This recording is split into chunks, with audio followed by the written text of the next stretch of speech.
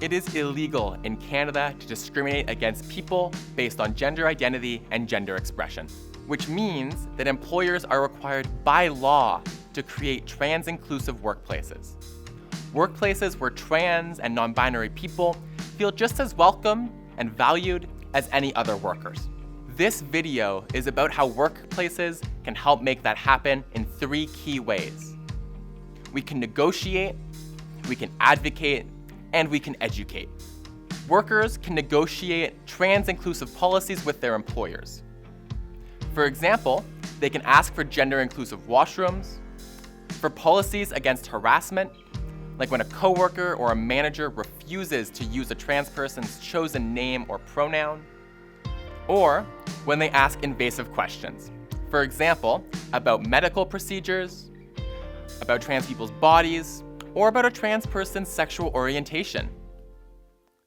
There's no single way to transition, but many trans people incur medical and other transition-related expenses.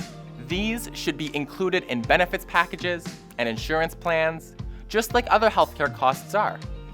To make workplaces more inclusive, trans people's rights need to be respected everywhere. Non-trans workers can advocate to protect the rights of trans and gender diverse people in the workplace and beyond.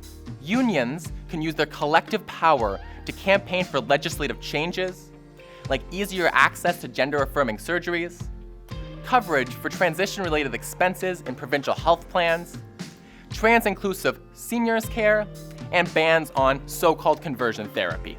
Policy has to be supported by education too.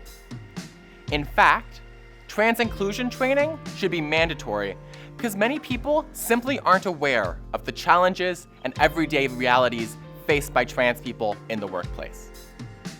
Negotiate, advocate, educate. It's how workers, employers, and unions can build workplaces that are truly inclusive for everyone. And it's how we can all stand together with trans workers everywhere.